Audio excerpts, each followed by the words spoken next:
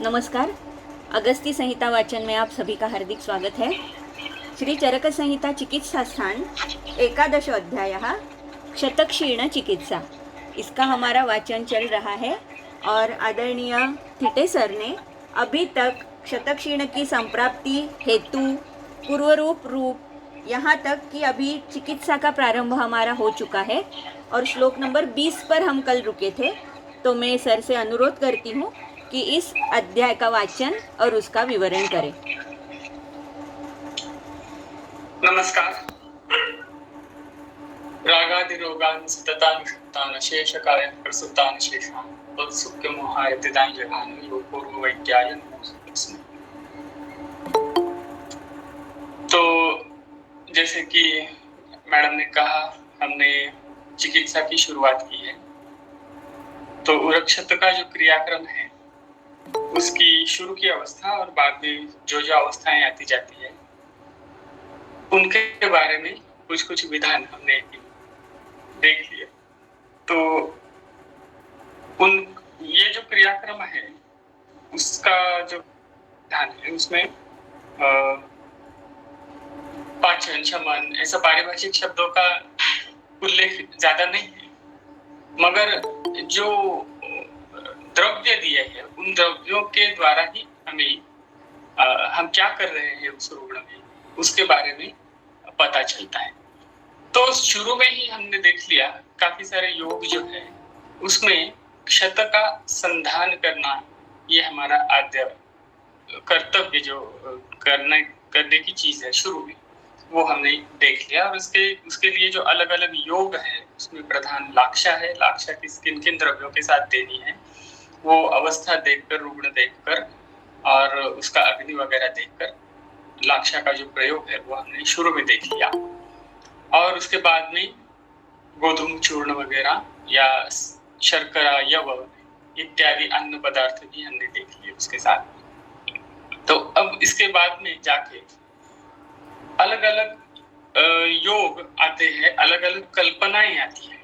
और एक एक कल्पना ऐसी है कि जो कल्पना हम इस्तेमाल कर रहे हैं, कल्पना का मतलब ये है यहाँ पर कि किस फॉर्म में द्रव्य का हम इस्तेमाल करेंगे, चूर्ण या गुटी या सिद्धकृत या अवलेह या जो सरपिर गुड़, ऐसा एक कॉम्बिनेशन बताया है बाद में उस फॉर्म में। तो वो भी अवस्था देखकर हमें करना चाहिए। तो 20वें श्लोक तक हम थे, उसके आगे जाएंगे। उसके आगे जो आता है पहला ही जो है वो एक गुटिका है और ये बहुत ही फेमस कह सकते हैं ऐसी ये गुटिका है। एलादि गुटिका जो मार्केट में भी अवेलेबल है, तो वो देखते हैं। एला पत्र त्वचोर्धाक्षा पिप्पल्यर्ध फलं तथा सीता मधुक खर्जूर मृद्विकाश्च फलोन्विता संचूर्ण मधुना युक्ता गुटिका संप्रकल्पयेत। तो इसमें एला है, पत्र है, तमाल पत्र, त्वचा त्वक है मतलब दालचीनी, ये सब अर्ध आधा तोला इस प्रमाण में लेना है। पिप्पली अर्धपल प्रमाण में लेनी है और सीता मधुक खरजूरा और मृद्विका एक एक पल मात्रा में लेनी है। इसका चूर्ण बना के मधु के साथ मिलाकर उसकी गुटिका बनाकर उसका प्रयोजन करना चाहिए। और इसकी मात्रा जो है वो अक्ष मात्रा इतनी कही गई है, तो ये बड़े आकार में है। अक्ष मात्रां ततश्चैकां भक्षयेन्ना दिने दिने। तो एक गुटिका हर दिन ऐसा उसका भक्षण करना है। इसके फलित है कासम श्वासम ज्वरम हिक्काम छर्दिम मूर्छाम मदम भ्रमम रक्तनिष्ठीवनं तृष्णा पार्श्वशूलम अरोचकम् शोष प्लीहाढ्यवातांश्च स्वरभेदं क्षतं क्षयं गुटिका तर्पणी वृक्षा रक्तपित्तंच नाशयेत्। अब इसका कॉम्बिनेशन इस तरीके का है कि ये प्राणवास ऋतुस पर तो कार्यकारी है ही इसके द्रव्य और इसका जो संघटन है, मगर क्षत की वजह से जो रक्त का प्रवर्तन होता है और दूसरी एक बात है कि अग्नि कम अगर हो गया हो तो गुटिका के स्वरूप में अगर उसे देना अगर योग्य रहेगा तो इस गुटिका का प्रयोग करना है। क्योंकि कब गुटिका देनी है, कब क्षीर देना है, कब घृतपान देना है, कब चूर्ण देना है, इन सब के अलग अलग अवस्थाएं होती है। वो आगे जैसे हम जाएंगे वैसे उसका उल्लेख आता जाएगा। जैसे पित्त के लिए लेहन अच्छा है और वात के लिए घृत का पान करना अच्छा है, ये सब आगे आता जाएगा। और इसके पहले भी हमने जो योग देख लिए उसमें सुरायुत लाक्षा कब लेनी है, दुग्ध के साथ कब लेनी है, ये अवस्थाएं भी हमने देख ली। तो ऐसे ही गुटिका जो लेनी है तो उसमें एक किस्म से गुटिका का जो मात्रा जो है वो ज्यादा है, तो उसे पचन करने इतना तो उसका अग्नि होना चाहिए, मगर फिर भी अग्निमांद्य दूर करने के लिए इस गुटिका का प्रयोग भी मतलब इसकी योजना उसके लिए भी है।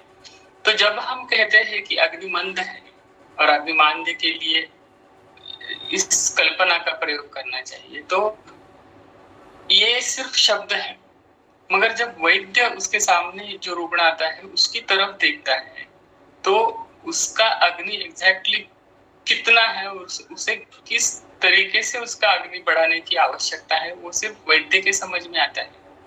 तो जिस रुग्ण का अग्नि घृतपान के दीपन के द्वारा बढ़ाया जा सकता है, सबसे अच्छे मार्ग वो है उस रुग्ण के लिए, तो अपने आप घृत का पान ही दिया जाएगा। इस तरीके से हमें द्रव्यों का संगठन और उसकी कल्पना, इसको देखना चाहिए। तो इसका ये मतलब नहीं है कोई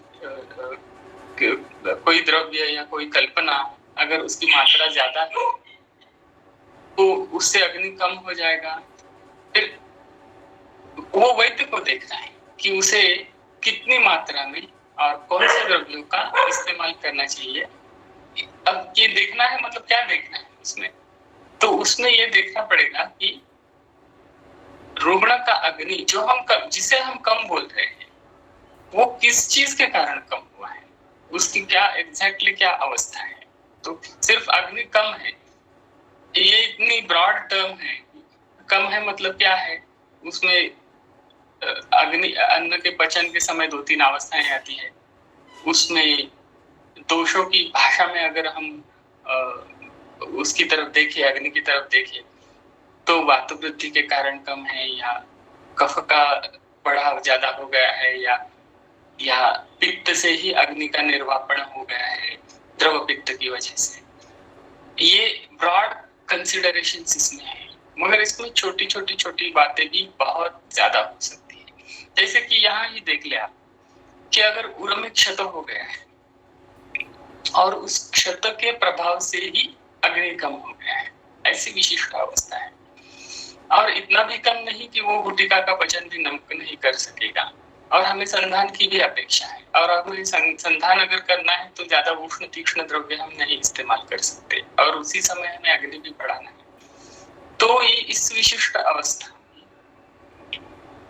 इस गुटी का प्रयोग करना सबसे बेहतर होगा। दूसरी बात यह है इसमें कि फलश्रुति में जो अन्य व्याधि के नाम आते हैं या लक्षण के नाम आते हैं, तो किसी भी तरीके से आप उसकी तरफ देख सकते हैं। तो ये जैसे यहाँ पर है फलश्रुति में कास श्वास ज्वर हिक्का छर्दी मूर्छा मदभ्रम, तो इस गुटिका का जो संगठन है उसका कौन सी संप्राप्ति के भेद के लिए इस्तेमाल अच्छी तरह से होगा, इसके बारे में जो विचार है, जो कल्पना है, जो अंडरस्टैंडिंग है, वो सिर्फ वैद्य को ही हो सकता है। And now this becomes a spontaneous decision, because it is not like you have a list of diseases and you have a list of medicines and then you go ahead and rule out one medicine from those lists of medicines or the diagnosis. It's not like that. It is a spontaneous decision on part of Vaidya. That is why this becomes a completely subjective kind of diagnosis and therefore subjective kind of treatment. I hope you understand what I am saying actually. If you have any doubts about this, we can discuss it later, definitely. तो अभी तो इसमें और कोई बातें हैं, जैसे ये गुटिका जो है वो तर्पणी है ऐसा कहा गया है, तो वृक्ष है ऐसा भी कहा गया है। तो ये जो सब चिकित्सा के अंग है, या आप ऐसा कह सकते हैं कि क्रियाक्रम के अंश हैं। क्रियाक्रम के बारे में हमने पहले कई बात की है, अब इस सेशन में तो नहीं कहा है, मैंने अन्य जगहों पर बार बार मैं वो उसका उल्लेख करता रहता हूँ कि योजना चतुष्सार हर एक व्याधि की चिकित्सा स्थूल निर्देशों के अनुसार करनी चाहिए। वो स्थूल निर्देश ऐसे है कि बल ज्यादा है, दोष ज्यादा है तो शोधन करना है, बल मध्यम है, दोष मध्यम है तो पहले शमन करके या पाचन करके फिर शोधन करना है। इस तरीके से बल अगर कम है तो फिर हम बाकी के शमन प्रयोगों का कैसे वो देखना है, और रुग्ण अगर दृढ़ है तो उसके क्या सहन होगा उसको देखकर निग्रह, तृष्णा निग्रह या व्यायाम ये करना चाहिए। तो हम जब रुग्ण देखते हैं और करते हैं तो इन सभी का हम कॉम्बिनेशन करते हैं। जो हम परहेज बताते हैं, पथ्य बताते हैं या डाइट रिस्ट्रिक्शन बताते हैं, वो तो क्षुधा निग्रह, तृष्णा निग्रह इस तरीके का ही होता है।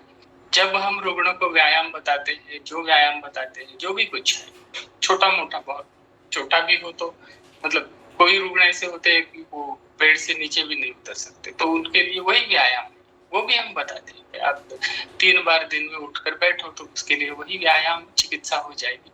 तो ये सब बारीकी से अवस्थाएं देखकर ये स्थूल निर्देश है योजना चतुष्क के अनुसार चरण।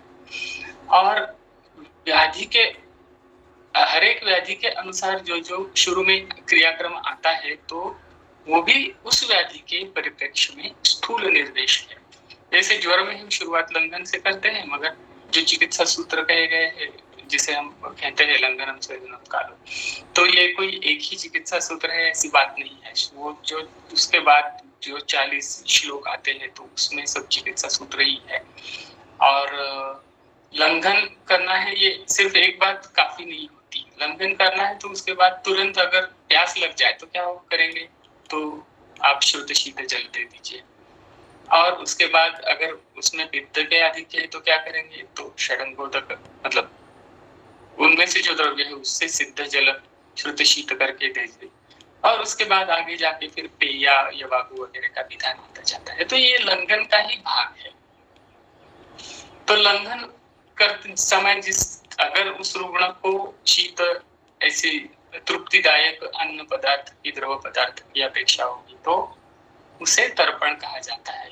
हमेशा के लिए जो बोलते हैं वो मंड इस स्वरूप में, लाजा मंड या शीत मंड, इस तरीके से उसे जनरली तर्पण कहा जाता है। मगर तर्पण ये शब्द भी बहुत ही व्यापक है। जैसे हमने योजना चतुष्क में भी हम देख सकते हैं कि संतर्पणीय में या लंघन ग्रहण अध्याय में तर्पण या संतर्पण शब्द का जो प्रयोग किया है, जो वो यथा योग्य तरीके से रुग्ण के शरीर को और मन को तृप्ति प्रदान होनी चाहिए और उसका एक तरीके से ग्रहण भी होना चाहिए और उसे उसके दोष भी तो नहीं बढ़ने चाहिए। इस तरीके से वो किया जाता है। तो इसमें इस कार्य में सहायता जिस चीज की होती है उसे ब्रॉडली तर्पण कहा जाता है। तो यहाँ पर जो एलादी गुटिका को तर्पण कहा गया है तो उस दृष्टि से कहा गया है कि उससे रुग्ण में जो तृप्ति नाम का जो भाव जो है वो आवश्यक होता है अन्न के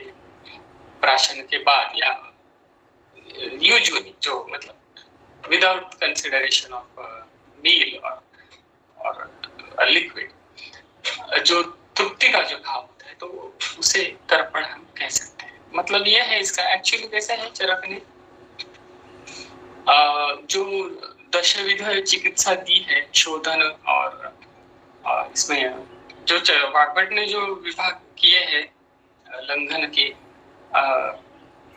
दीपनम पाचनम क्षत्र व्यायाम तपमारतः, इस तरीके से उसमें दीपन उन्होंने लिया है। तो यहाँ चरक ने दीपन का जो पार्ट है वो लंघन के विभाग में नहीं लिया है। ये बहुत ही विचार करने वाली बात है, क्योंकि दीपन किस उन्होंने जो बाद में हम जो पढ़ते हैं लंघन प्रोहणीय अध्याय में, तो जो रुग्ण गृहणीय है उनकी चिकित्सा में दीपन का प्रयोग ज्यादा किया गया है। यह बारीकी से देख लीजिए। वहां पर पाचन का प्रयोग भी हो सकता है, नहीं ऐसी बात नहीं है, मगर जो रुग्ण लंघनीय है, मतलब जो पहले से ही स्थूल वगैरह है, तो उनके लिए तो लंघन चिकित्सा जो है वो शोधन, पाचन, क्षुधा तृष्णा इस तरीके का हो सकता है, मगर उसमें दीपन का उल्लेख चरकाचार्य ने नहीं किया है। ऑन द कॉन्ट्ररी दीपन का इस्तेमाल जो है वो जो रुग्ण गृहणीय है, जो पहले से कृष तरीके से, तो उनका ग्रहण करने के लिए दीपन किया जाता है। तो अब यहाँ पर दीपन क्या है ये भी देखना आवश्यक। तो दीपन का मतलब है कि हमें सीक्वेंशियल अग्नि जो है वो करना चाहिए। अग्नि में धीरे धीरे धीरे बढ़ोतरी लानी है, और जैसे वो दोनों किस्म से ला सकते हैं, दवा की जरिए या अन्न जो हम इस्तेमाल करते हैं, जैसे संसर्जन क्रम में शुरू में लघु आहार होता है, वो जो पेय हम देते हैं या कुछ भी देते हैं, यूषादि क्रम में, तो उससे कुछ अग्नि बढ़ जाता है, क्योंकि अन्न होने के कारण, अन्न के कारण अग्नि का बल बढ़ता है। ऐसा नहीं है कि सिर्फ मेडिसिन से अग्नि का बल, शरीर का बल बढ़ेगा तो अग्नि का बल बढ़ेगा, तो फिर उसके आगे जाके जब और थोड़ा गुरु अन्न आ जाएगा तो उसका भी पचन हो सकेगा। तो ये क्रम से धीरे धीरे धीरे अग्नि को बढ़ाने वाली जो बात है ना, उसे प्राइमरीली दीपन कहते हैं। और कोई द्रव्य अगर उसे दीपन कहा गया है, ये द्रव्य दीपन गुणात्मक है, तो इसका मतलब ये है कि ये सीक्वेंशियल इंक्रीमेंट ऑफ अग्नि हमें करना है उस कर्म में जो सहायभूत हो सकता है अच्छी तरह से, उस द्रव्य को दीपन कहा जाता है। इसीलिए घृत का समावेश भी दीपन में है। घृत कोई पाचन द्रव्य नहीं है, तो दीपन और पाचन में हमेशा ये कंफ्यूजन होता रहता है कि अगर ये दो विभाग करने की क्या आवश्यकता है। अगर पाचन तो करना है तो पाचन तो कैसे होगा, अपने आप तो होगा नहीं, वो भी तो अग्नि में बढ़ोतरी लाके ही पाचन हो जाएगा। तो ठीक है, एक किस्म से एक लेवल पे ये बात सही है। वैसे तो पाचन द्रव्य में इरेस्पेक्टिव ऑफ अग्नि आम का पाचन करने की क्षमता होती है, मगर वो अलग बात है। पाचन द्रव्य अपने आप में अग्नि की वृद्धि भी कराते हैं, वो भी सही बात है, मगर दीपन में तो फर्क तो है ना। तो वो क्या फर्क है exactly? What does this deepen word mean? So it means you need to go on increasing the agni step by step, in a step by step manner. That could happen in a single day also, that could happen in couple of days also, that could happen over 7 days period, that could happen over a month's period or even more. So there is no time restriction as such, and then you should be able to judge his level of agni irrespective of his Jaran Shakti. That is also a possibility. I mean, you can assess the Jaran Shakti without doing that kind of experiment, like eating this amount of food and then watching him over for a day or two. There is no need to do that, because even the process of digestion is an ongoing process. It doesn't stop anytime. Any time in your body, any moment of your say the 12-hour period of the daytime, there is no time when your digestion is stopped completely. It is ongoing. So you can watch his level of digestion for say within a period of 1 hour or 2 hours. If your observation is keen enough, you can really judge his level of Agni, can't you? Because see, even what happens, saline वगैरह दिया जाता है तो तुरंत रुग्ण के अंदर कुछ त्वचा पर उसके कुछ बदलाव हम देख सकते हैं, उसके मैनर में हम बदलाव देख सकते हैं। तो सलाइन देने के बाद अगर हम ये ऑब्जर्वेशन कर सकते हैं, तो सलाइन ना देते हुए हमने अगर कुछ हमारी दवाई दे दी या कुछ उसे अन्नपान दे दिया, तो हम क्यों नहीं ये बदलाव ऑब्जर्वेशन उसका कर सकते? तो कर सकते हैं। तो दीपन जो है वो उस टाइम का लिमिट भी नहीं होना चाहिए, ऐसा मुझे लगता है। तो ये थोड़ा डिस्ट्रैक्शन हो गया, के बारे में हम लोग अगर इतनी ज्यादा बात करने लगे तो ये कभी खत्म नहीं होगा, तो हम जल्दी आगे जाते हैं। रक्तेति वृत्ते दक्षाण्डम यूषैस्तो येन वापि वेद चटकांड रसम वापि रक्तम वा छाग जांगलम। तो ये और एक अवस्था आ गई कि रक्त का अतिवर्तन हो गया, रक्त का ज्यादा स्राव हो गया या प्रवर्तन ज्यादा हो गया, तो क्या करना चाहिए? तुरंत क्षत के बारे में। अब हमने कल एक पेशेंट के बारे में डिस्कशन किया, तो उसको रक्त प्रवर्तन हो रहा था और वो कह रहा था कि उसे उल्टी हो रही है और वो डिस्टिंग्विश नहीं कर सकता था कि मुझे उल्टी से खून निकल रहा है या उरस स्रोतों से या प्राणव स्रोतस में से खून निकल रहा है। He couldn't distinguish that. So it could be both also, or it could be from only spitting. निष्ठीवन के द्वारा ही उसका खून निकल रहा था, तो उसका रुग्ण को पता भी नहीं चलता और कभी-कभी वैद्य को भी पता नहीं चलता। तो ये थोड़ा बारीकी से देखने वाली बात होगी। दूसरी एक बात है कि वृक्षत में वैसे अगर खून निकलता है तो वो उर से ही हो, प्राइमरीली तो उर से होगा, मगर ऐसा नहीं है कि अन्नमार्ग से नहीं होगा, तो वो भी एक अवस्था आ सकती है, ये ऐसा मुझे लगता है, मगर इस पर विचार या वाद हो सकता है। ठीक है, तो हम देख रहे हैं कि रक्त का अति प्रवर्तन अगर हो जाए तो तुरंत क्या, तो इस केस में अगर वृक्षत के लिए हमें करना है तो रोकना है वो, तो उसके लिए दक्षाण मतलब इसका कुक्कुट का अंड जो है वो यूष या जल के साथ वो पीना चाहिए, तो लिक्विड ऐसे ही वो पीना चाहिए, या चटकांड रसम या चटक का मतलब ये अपना चिमनी जला उसके अंड का रस, नहीं तो छाग का रक्त मतलब बकरे का रक्त या जांगल किसी भी प्राणी का रक्त।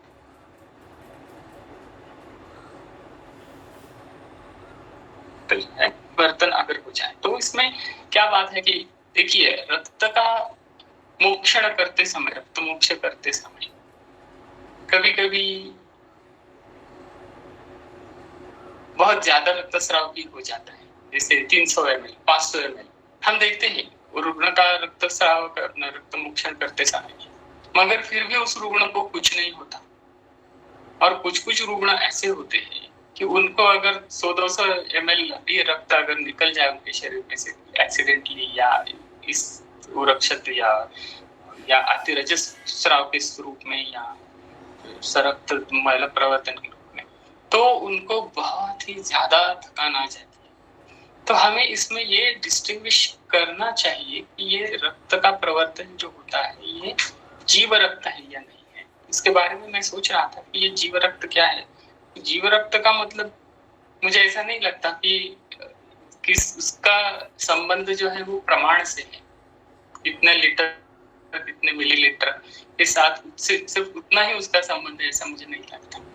क्योंकि अगर ऐसा हो रहा है कि अगर कम मात्रा में भी खून निकल जाए और बहुत ही ज्यादा थकान रुग्ण को महसूस हो रही है, तो वो जीव रक्त होने की संभावना उसमें बहुत ज्यादा है। तो इसका मतलब ये है कि जीव रक्त नाम की जो एंटिटी है ये कुछ अलग है। हम जो हमेशा जो बात करते हैं कि बहुत ज्यादा रक्तस्राव होने से ही जीव रक्त निकल जाएगा, तो शायद ऐसा नहीं भी है। तो इसके बारे में बहुत ही खुलापन विचारों का हमें रखना चाहिए कि ये जीव रक्त क्या होता है। और जहां पर भी ऐसे अतिरजित रक्तस्राव के अवसर आते हैं, रक्तपित्त में हो या हर्ष में हो या कहीं भी हो, तो जो उसके जो उपाय है जैसे रक्तातिसार वगैरह उसमें जो उपाय दिए हैं जगह जगह पे, तो उसमें जो जीवित प्राणी है उनका या जिसमें जीव है ऑलरेडी, जैसे ये यहाँ पर चटकांड वगैरह, तो उनका रक्त देने के लिए कहा है। तो अब ये जैसे कि हमें लगता है कि कुछ ऑकल्ट वगैरह ऐसा जादू टोना की जैसा बात चल रही है, मगर मुझे ऐसा लगता है कि इन सबों में हमें बिल्कुल ही विचारों का खुलापन रखना चाहिए, ना कि ऐसे कहना है कि अगर जीवित प्राणी का रक्त निकाल लिया तो वो रक्त थोड़ी उसमें थोड़ी जीव रहता है। हमें पता नहीं है। We can say always say that we don't know what is really है। उसमें जीव है और जीव नाम की एंटिटी कुछ अलग है या नहीं है, इसके बारे में हमें पता नहीं है। ये तो हम कह सकते हैं before brushing it off as an occult or something impossible. Let us keep it as it is. Let us keep our mind open about it. ठीक है। चूर्णम पौनर्नवम रक्तशाली तंडुल शर्करम रक्तष्ठीरी पिबेद सिद्धम द्राक्षारस पयोघृतई। और एक यहाँ पर चूर्ण का इस्तेमाल है। पौनर्नव मतलब पुनर्नवा का चूर्ण जो है ये रक्तशाली के तंडुल जो है उनके साथ शर्करा के साथ देने के लिए कहा है।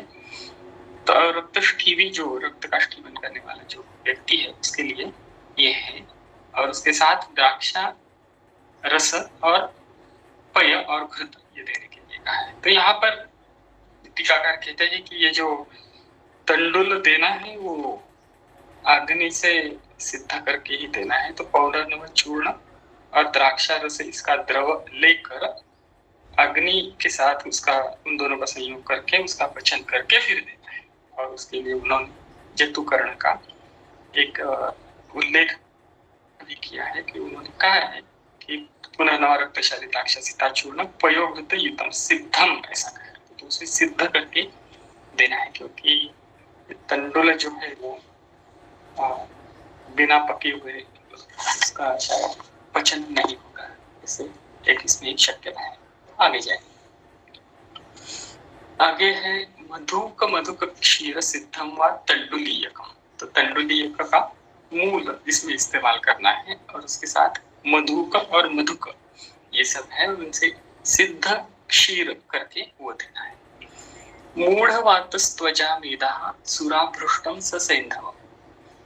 अगर मूढ़वात की अवस्था है, वायु का चलन नहीं हो रहा और आपको किसी तरीके से वो समझ में आ गया कि वायु की हलचल शरीर में ठीक से नहीं हो रही है, कहीं भी शरीर में कहीं भी, तो अजामेद सुराभृष्ट करके सैंधव के साथ देने का विधान है। तो सुरा अम्ल द्रव्य है, सैंधव तो लवण है, और यहाँ अजामेद का इस्तेमाल है। तो ये अनुलोमन के लिए खास करके उरक्षत से उत्पन्न जो वायु का अवरोध है उसको दूर करने के लिए शायद इसका उपयोग ज्यादा है। क्षाम क्षीण क्षतोरस्कस्त्वनिद्र सबले निले श्रुत क्षीर सरेणाद्यात् सघृत सक्षौद्र घृत शर्करम। तो और भी एक अवस्था है, इसमें रुग्ण जो है वो क्षाम है, दुर्बल है, क्षीण है, उसमें थोड़ा बहुत धातुओं का क्षय हो गया है ऑलरेडी। क्षतोरस उसमें उर में क्षत है, आपको पता है पक्का। निद्रा नहीं आ रही है मगर और उसका वायु जो है वो बलवान है। तो उस अवस्था में श्रुत क्षीर जो दुग्ध श्रुत करके उसके ऊपर जो मलाई आती है उसके साथ खाना चाहिए। खाना मतलब चावल खाने चाहिए, पकाए हुए चावल, सघृत सक्षौद्र घृत शर्करा, ये इसके साथ मिलाकर वो खाने चाहिए। तो इसमें रुग्ण का बल और अग्नि का बल भी देखना चाहिए, और वायु बलवान अगर है और चतुरस का है और दुर्बल है रुग्ण, तो उसके बल को तुरंत बढ़ाने के लिए इसका इस्तेमाल होना चाहिए। और उसमें क्षय हो गया है ऑलरेडी कुछ धातुओं का, तो उसको उसकी पूर्ति करने के लिए इसका इस्तेमाल करना चाहिए। तो अब इसमें तो ये अवस्था तो हर जगह पे आएगी, मगर आपको ये देखना है कि किस चीज का क्षय है तो क्या इस्तेमाल करना चाहिए। तो दैट डिस्क्रिप्शन वैद्य should have, and again as I say usually it would be a spontaneous decision out of whatever is available to you in both senses, available in physical form and available mentally available to you. What's the आपको जिस द्रव्य के बारे में, जिस औषध के बारे में ज्यादा पता है, तो वो आप इस्तेमाल करते हैं। देखिए, हम कोई सब कुछ तो नहीं जान सकते। अब ये सब इतने सारे द्रव्य है, इतने सारे कल्प है, पूरी संविदा में देखे तो हजारों कितने हैं, और वैसे उसमें एक दो ऐसे करें तो शायद लाखों हो जाएंगे, पता नहीं। तो इतने तो सारे मतलब बाय हार्ट भी हो सकते हैं, मगर वो अवेलेबल हो सकते हैं कि नहीं बोल नहीं सकते। Both physically available and mentally available. तो हमें वैद्य को उस समय उसके दिमाग में जो कुछ आएगा वो स्पॉन्टेनियस ही डिसीजन होगा। So that's why medicine is always said to be an art. क्योंकि उस समय उस वैद्य को जो सूझेगा वो अगर सबसे यौगिक होगा, फिर आप कहेंगे कि ये कैसे होगा। फिर अगर हमें कंप्यूटर का इस्तेमाल करना पड़े तो कर सकते हैं, मगर that also has limitations. You know, computer can not think on its own, and what a Vaidya does is not even a thinking. It's beyond thinking. It just it comes to him spontaneously. That's what I'm saying. And it is not, I'm not saying that it is illogical or it comes out of जादू से आ जाता है, ऐसी बात नहीं है। वैद्य जो खुद पर काम करता रहता है हमेशा के लिए, और जो अभ्यास करता रहता है, अभ्यास मतलब शाब्दिक अभ्यास, ग्रंथों का अभ्यास, या रुग्ण के ऊपर जो वो करता है चिकित्सा, उसका अभ्यास, कर्म अभ्यास जिसे कह सकते हैं वो, या श्रवण या मनन या दूसरों वैद्यों के साथ बात करना, ये सब चीजें अभ्यास ही है। तो ऐसा करके जो वैद्य खुद के अंदर ज्यादा से ज्यादा गुण लाता है, तो उसको लिए ये स्पॉन्टेनियस चॉइस ऑफ मेडिसिन सबसे अच्छी तरह से हो सकता है, ऐसा मुझे लगता है। तो आगे जाएंगे। शर्कराम यव गोधूमौ जीवकर्ष भकौल मधु श्रुतक क्षीरानुपानम वा लिह्यात क्षीण क्षति कृशा। अब ये लेहन है, इसमें शर्करा, यव और गोधूम है, जीवक और ऋषभक है। देखिए द्रव्य कैसे है कि शुरू में अन्न द्रव्य है, और वो भी गोधूम और यव के जैसे शाली धान्य नहीं है, वही गोधूम और यव थोड़ा सा गौरव इसमें ज्यादा है, और संधान कर्म जो है वो ज्यादा है, और उसमें जीवन ये द्रव्य है। श्रुतक क्षीर जो है उसका अनुपान है, इसके साथ उसका लेहन करना है। मधु और शर्करा तो सब में है ही, तो आप देख ही सकते हैं। तो जो क्षीण है कृश है, और ऐसा जो क्षति है उसके लिए इसका लेहन कराना है। इसके आगे जो है वो मांसरस है। क्रव्याद मांस निर्यूहम घृतभृष्टम पिबेच्च सह पिप्पली क्षौद्र संयुक्तम मांस शोणित वर्धन। खास करके अगर मांस और शोणित का क्षय हो गया है तो क्रव्याद मांस का निर्यूह आपको घृत के साथ भृष्ट करके तुपाची फोडणी देऊन त्याला वो आपको उसका पान करना है, और उसके साथ पिप्पली और क्षौद्र मिला कर लेना है। तो जैसे हम ऐसे पढ़ते हैं तो इसमें काफी सारी बातों का हम नोटिस कर सकते हैं कि अगर मांस और शोणित का क्षय होगा तो रस के साथ पिप्पली यौगिक होगी, ये एक बात एक दिमाग में जाती है। तो इसी प्रकार से वैद्य पर संस्कार होता रहता है कि द्रव्यों के बारे में उसके जो गुण है अलग अलग, उनका यौगिक तरीके से इस्तेमाल जो रुग्ण के अंदर होगा। तो अब ये मांस के बारे में, अगर पिप्पली के बारे में, ये this piece of knowledge we've got that we may utilize in some other patient at some other time, not necessarily in Urakshata or Shatakshir or whatever. We can utilize in some other manner also. So that kind of freedom Vaidya should keep to himself, and that's what I feel on this. I may be wrong, of course. न्यग्रोधो दुम्बराश्वत्थ प्लक्षशाल प्रियंगुभिः तालमस्तक जम्बूत्व प्रियालयश्च सपद्मभिः।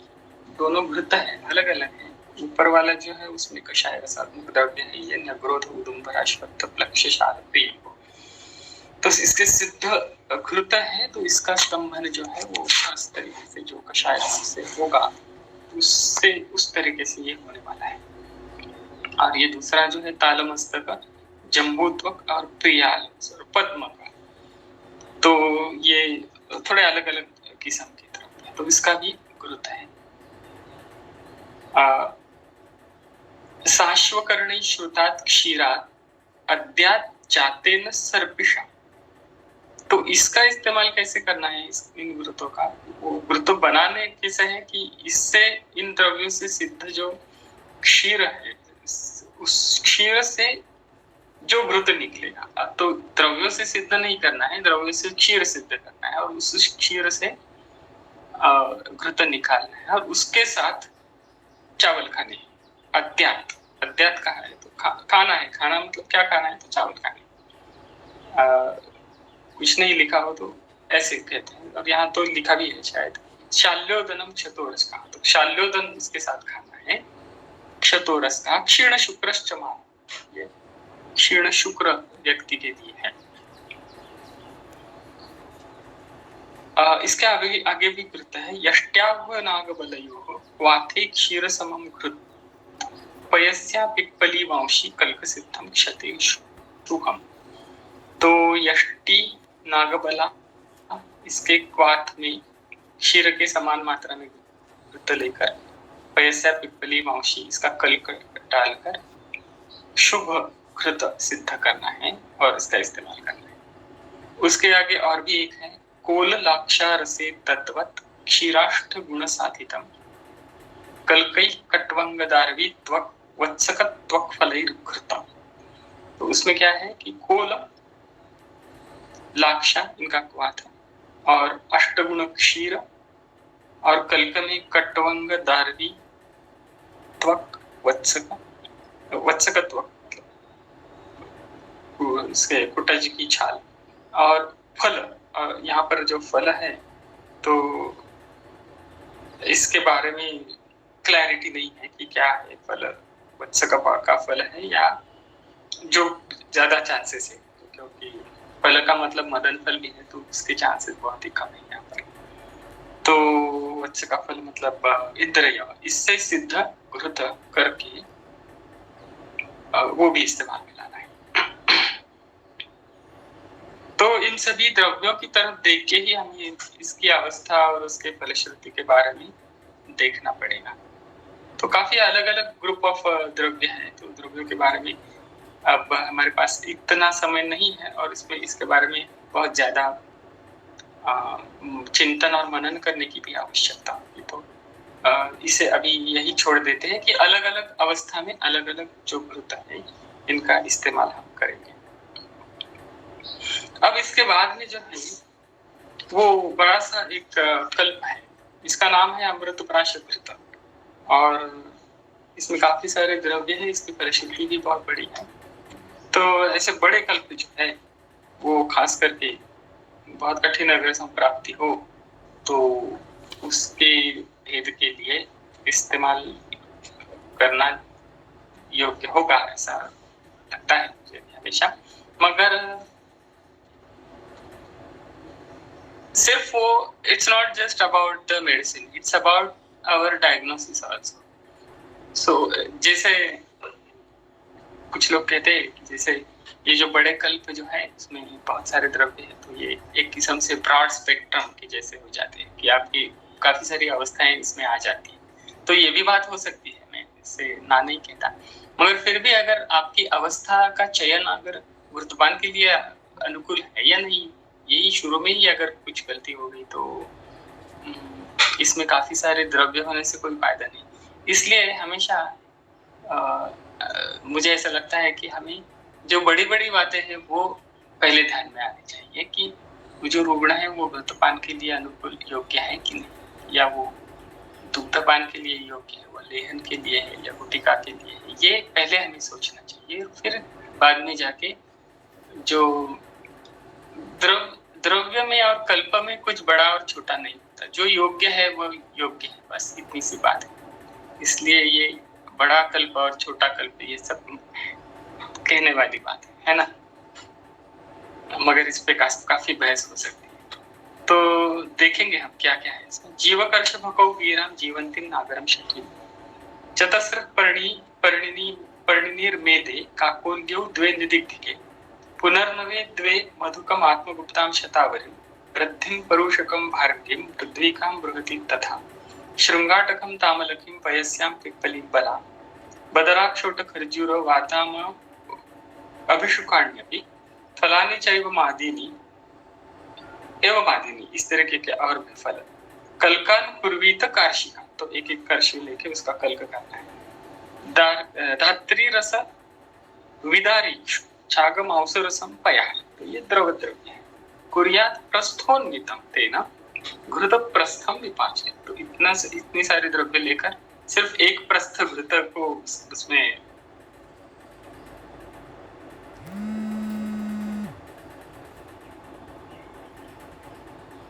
मधुन शीते, तो उसके बाद घृत सिद्ध हो गया तो उसके बाद अर्ध प्रस्थ मधु उस शीत हो जाने के बाद उसमें मिलाना है और शर्करा अर्ध तुला उसमें मिलाना है। तो ये घृत भी है और लेह भी है इस किस्म से कहा जाए तो, क्योंकि इसमें इतनी सारी शर्करा मिला दी गई है। तो नाम इसको दिया है कि अमृत प्राशम, नहीं इसके पहले एक वाक्य छूट गया शायद।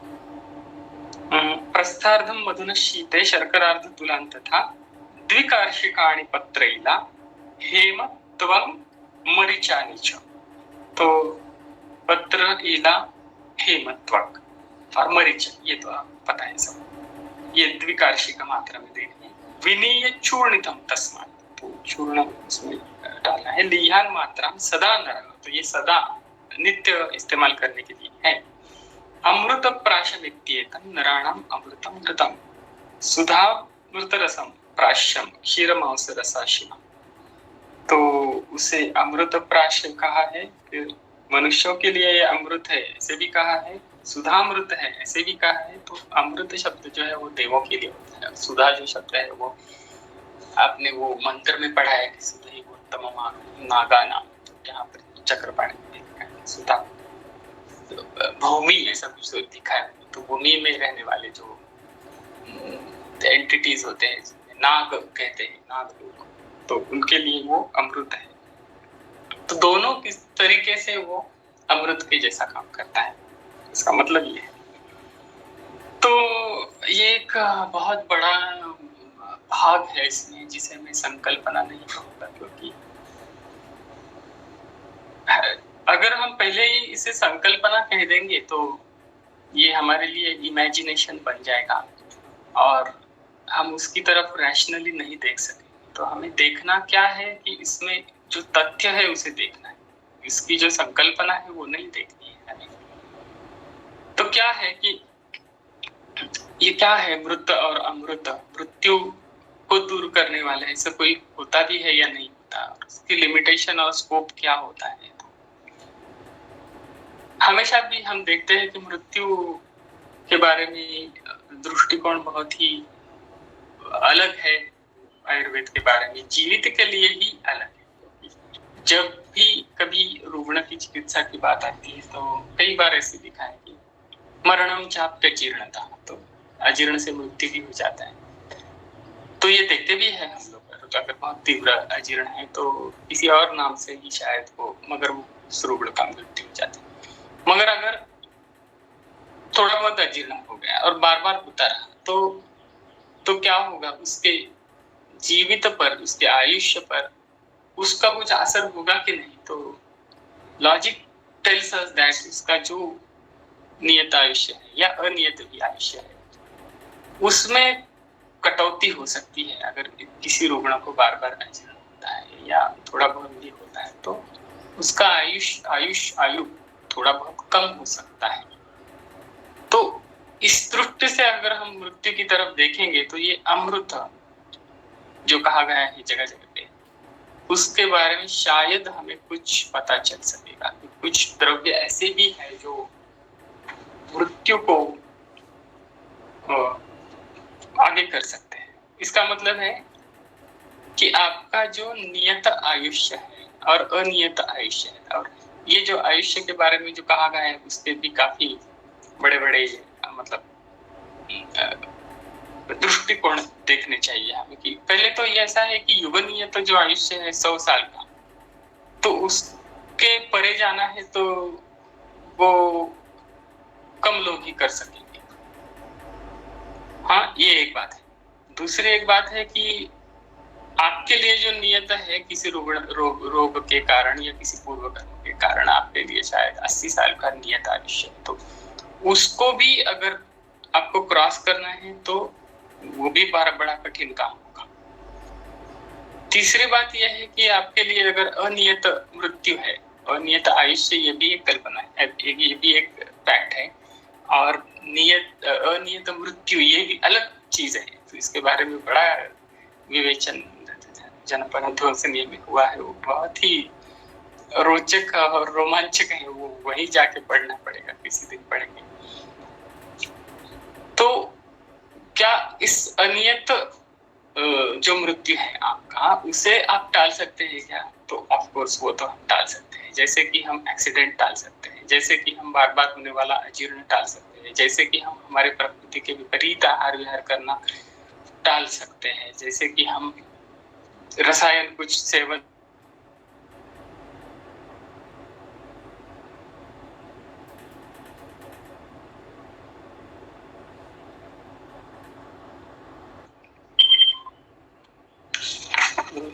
क्षीर मांस रसाशना, ये तो आपको पता है इसमें क्या कहा।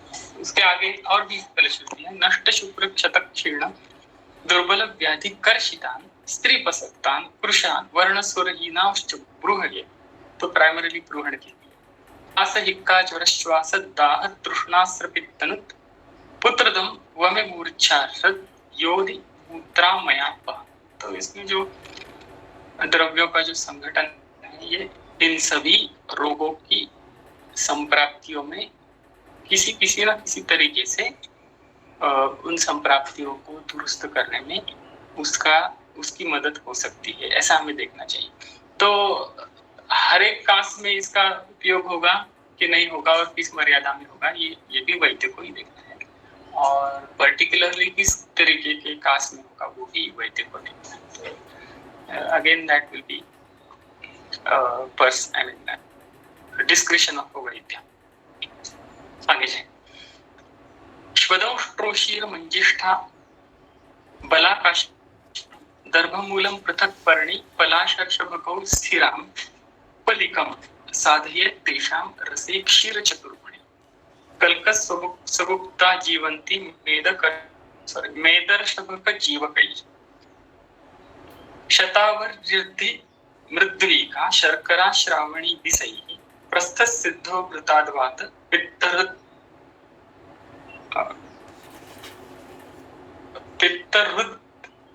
द्रव शूलनुत, ऐसा भी है, मतलब रुद्रव जो बोलते हैं वो, और पित्तरुद्भव शूलनुत ऐसा भी है, तो इसमें पाठ भी है। मूत्र कृच्छ प्रमेहाक्ष काशोष क्षयापह धनुस्त्री मध्य भाराध्व खिन्नानाम बलमौसदा, श्वदंष्टादि गुरुत करके है। इसमें जो द्रव्य है वो काफी अलग है, हमने पहले जो देखा अमृत प्राश इससे, मगर बाकी की जो चीजें है वो समान है, जैसे कि इसके करने का तरीका वगैरह, और शायद हाँ ठीक है, देखेंगे अब क्या क्या है इसमें। श्वदोष्ट्रा उशीर मंजिष्ठा बला काश्मीरी कत्रुण दर्भमूल पृथक पर्णि पलाश ऋषभ स्थिरा पलिकम, ये एक पल लेना है, उससे साधे तेषां रसे क्षीर चतुर्गुणे, तेषां रसे मतलब इनका क्वाथ लेना है, और चतुर्गुण क्षीर लेना है, कल्क सगुप्ता इत्यादि द्रव्यों का लेना है, और एक प्रस्थ घृत सिद्ध करना है। फलश्रुति में वात पित्त रुद्रव या रुद्भव शूल ऐसा होगा, रुद्रव होगा तो शूल अलग होगा, रुद्भव होगा तो रुद्भव शूल होगा। मूत्र कृच्छ प्रमेह अर्श काश शोष क्षय, खास करके धनु आकर्षण के जैसे व्यायाम जिनका ज्यादा होता है तो उनके लिए, स्त्री मध्य भार अद्वखिन्न, इनके लिए बल और मौस देने वाला ये श्वदोष्ट्रादि व्रत है। तो इसकी अवस्था इस फलश्रुति के द्वारा हमारी समझ में आ जाएगी। अब इसके आगे जो है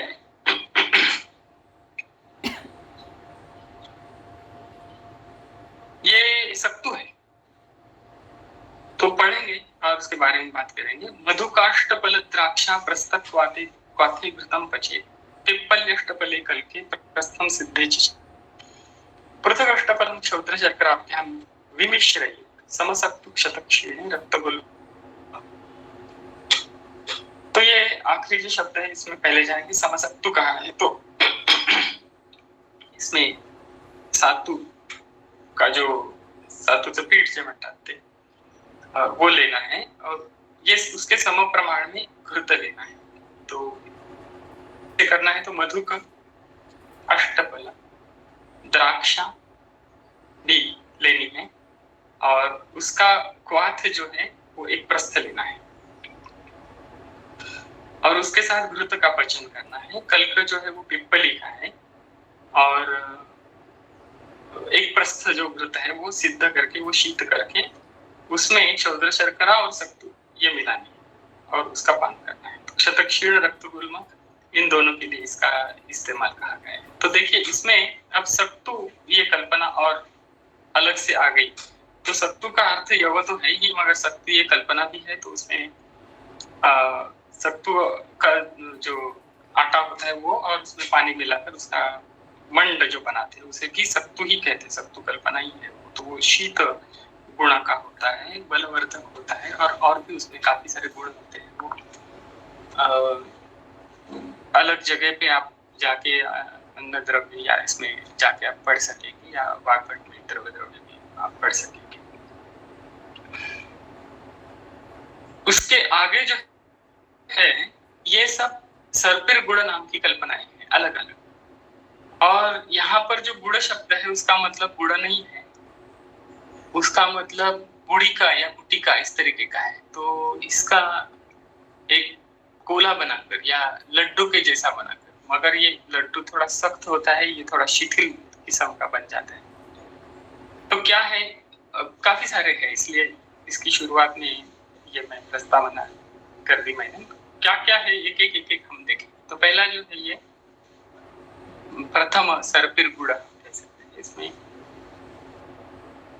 लेहन करने योग्य ऐसा लड्डू आप कह सकते हैं।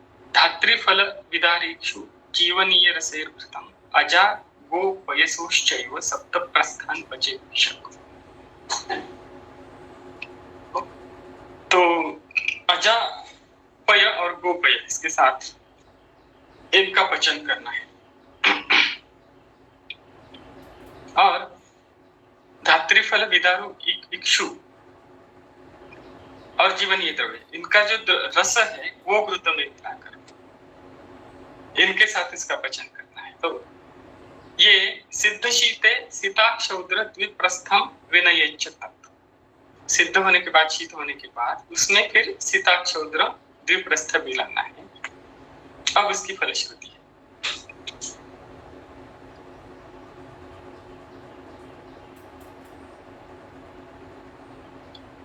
यक्ष्मापस्मार पित्तासृ कासमेह क्षयापहम वयस्थापनमायुष्यम मांस शुक्र बलप्रदम।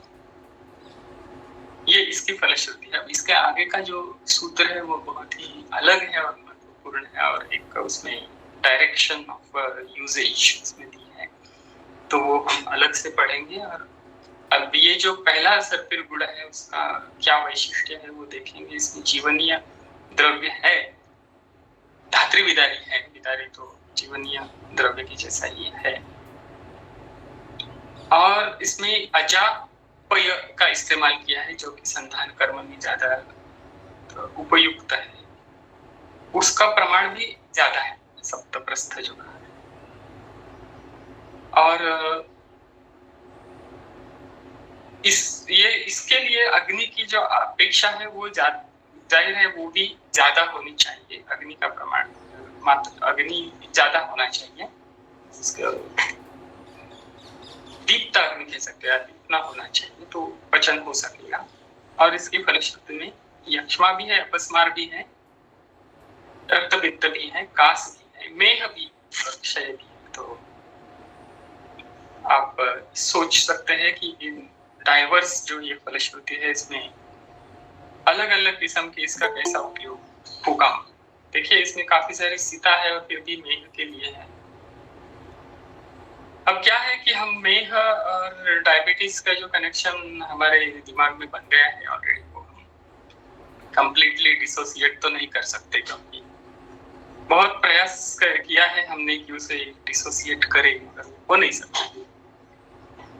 तो ठीक है, हम उसको डिसोसिएट करने का प्रयास नहीं करेंगे, मगर मेह का ही अलग से अभ्यास करेंगे। तो मेह क्या है ये यही देखते रहेंगे, तो शायद कहीं जाके हम उसके बारे में ज्यादा अच्छी तरह से जान सकेंगे।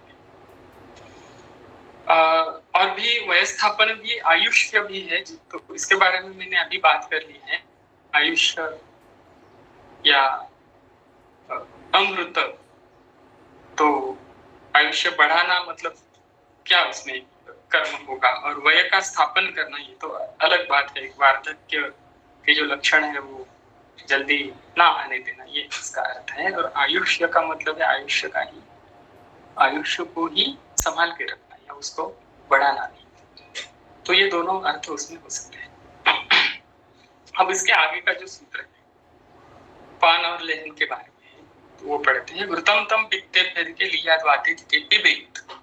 तो घृत जो है वो पित्त अधिक के अगर होगा तो लिया लेहन के लिए इस्तेमाल करना है, लेहन के जरिए उसका इस्तेमाल करना है। और वात अगर अधिक है तो उसमें पीने के लिए है। और उसकी युक्ति में उन्होंने दी है, लीढ़म निर्वापयेत पित्तम अल्पत्वात् अंतिमादत् नानिलम।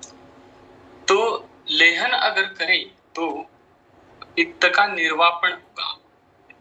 निर्वापण ये विशिष्ट कल्पना है, जैसे हम देखते भी है कोई चीज गर्म करके वात में या शीत द्रव्य में डाल के जो करते हैं उसे भी निर्वापण कहते हैं। करीब इसी तरीके का कुछ इसमें हो जाता है कि द्रव्य है और उसमें अगर कोई गर्म है मगर द्रवता नहीं है, जिसमें ऐसी चीज को अगर आप डालेंगे तो उसे निर्वापण कहते हैं। तो इस तरीके का अगर पित्त होगा तो उसका निर्वापण घृत के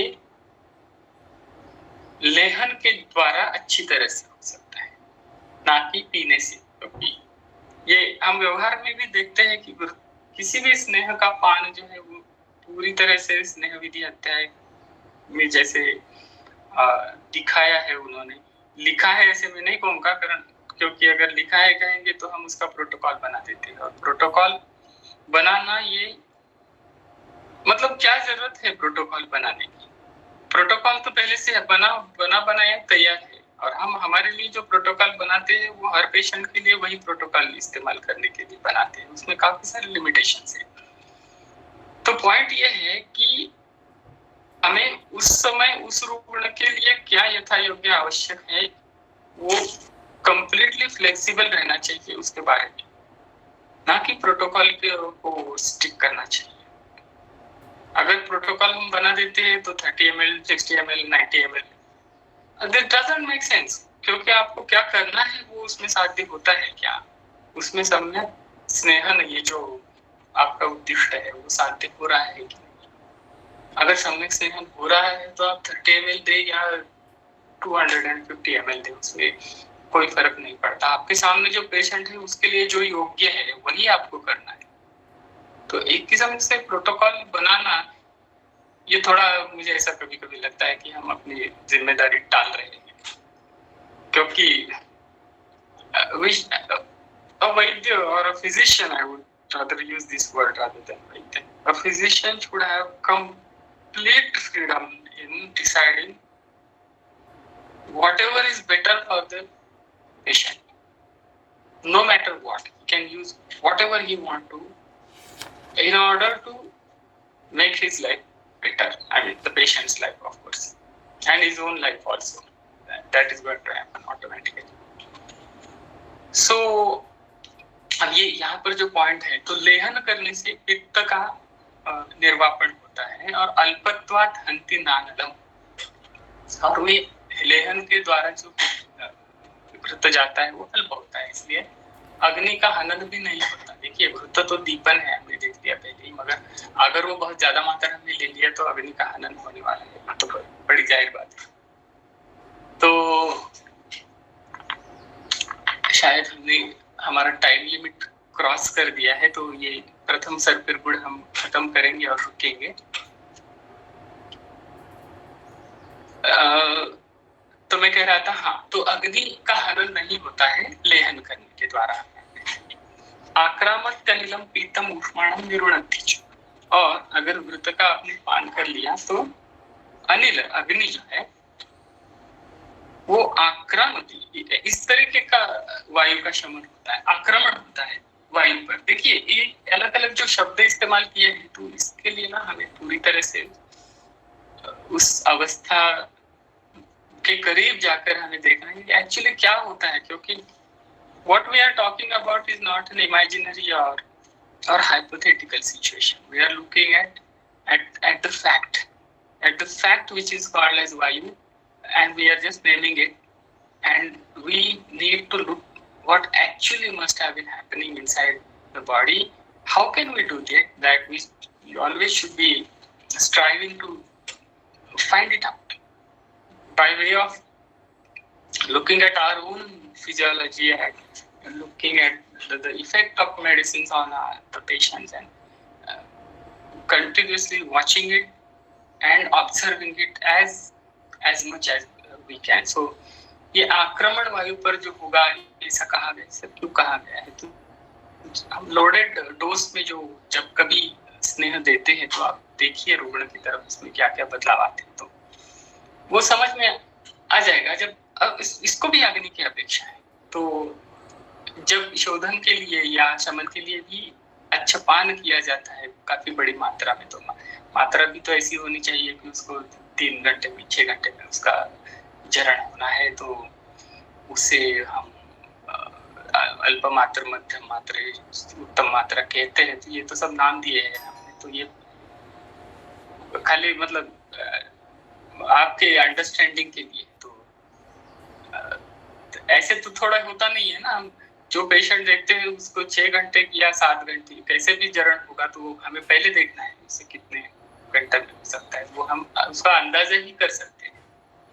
मगर अगर अंदाजा शब्द का इस्तेमाल करेंगे तो हम एक्चुअलिटी से दूर जाते हैं। तो आपके शायद you know what I am talking about. तो हमें ज्यादा से ज्यादा एक्चुअलिटी पर ध्यान देना है कि एक्चुअली उसमें क्या होगा। देखिए एकदम अच्छा पान घृत का या किसी भी स्नेह का कर लिया तो उसका भी जरण तो होता है, मगर वो अलग किस्म का जरण होता है। वो ऐसे नहीं होता कि उससे भ्रूण हो जाएगा और उसका टोटल कन्वर्जन होके उसका फैट मेटाबॉलिज्म, मतलब फैट में कन्वर्जन, ऐसा नहीं होता। उसमें उसका शरीर पर एक पिक्यूलियर असर होता है जो कि हम होलिस्टिकली देख सकते हैं।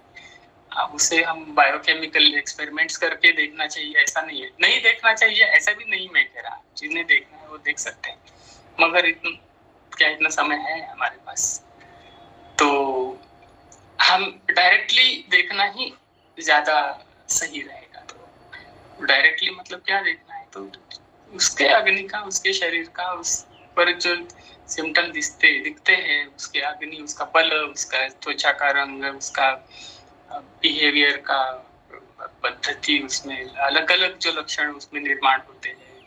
क्लम आ सकता है, उसको दौर्बल्य आ सकता है, या बल बढ़ भी सकता है, या अग्नि भी बढ़ सकता है। ये सब देख के हम उसकी मात्रा योग्य है या नहीं है ये देख सकते हैं। तो अनिल के बारे में वायु का अगर बढ़ गया है तो ये आक्रमण करता है घृत का पान, ये इसमें कहने वाली बात है। और मगर इसमें एक ड्रॉबैक ऐसा है कि उष्माणम निरोधति, उसमें उसका अग्नि पर एक रेस्ट्रिक्टिव इफेक्ट होता है। वो भी वॉच करने वाली बात है, पेशेंट्स में देखने वाली बात है। तो वैसे तो दीपन होना चाहिए, सम्यक स्नेहपान अगर हो गया तो उसका लक्षण ये है कि अग्नि बढ़ता है। मगर ये बात भी हम नहीं भूल सकते कि अगर ज्यादा मात्रा में दे दिया तो अग्नि तुरंत क्या होगा, उसका असर तो अग्नि के लिए काम बढ़ जाएगा, और जितना भी उसे समय लगेगा पचन के लिए उतना तो लगने वाला है। हम बात कर रहे हैं अभी जो हम बात कर रहे हैं वो उरक्षत की बात करें तो उरक्षित की दृष्टि से हमें इसको एग्जैक्टली देखना चाहिए और we need to learn to put this modality of treatment at its exact location or exact अवस्था. सो ये खत्म करेंगे सिर्फ और रुकेंगे. क्षाम क्षीण कृशांगानाम एतान्यव घृतान्तु त्वक्षीरी शर्करालाज चूर्ण स्त्यानानि योचे. तो ये घृत जो है वो वंशलोचन शर्करा लाजा का चूर्ण इससे स्त्यान कर मतलब थोड़ा घना करके घट्ट करके उस लेहन के लिए योजन करना चाहिए. सर्पिर गुणान तो उसे सर्पिर गुण कहते हैं. समध्वंशाम मधु उसमें डालकर जगध्वा वो खाकर च अनुपय पिबेत उसके बाद दुग्ध पीना चाहिए. और जाहिर है ये अग्नि की बल के अनुसार ही लेना पड़ेगा. रेतो वीर्यम बलम पुष्टिम तैराशुतरम आपने तो इससे रेत वीर्य बल पुष्टि आशुतर जितना हो सके उतना जल्दी उससे प्राप्त हो जाता है. यदि सर्पिर गुण तो ये प्रथम हो गया. यहाँ पर हम रुकते हैं और काफी सारा बचा है आगे खत्म करने का प्रयास करें. Thank you. बहुत बहुत धन्यवाद सर. तो आज के लिए हम यहीं रुक रहे हैं श्लोक नंबर 55 प्रथम सर्पी गुण के ऊपर. बहुत धन्यवाद फिर से एक बार.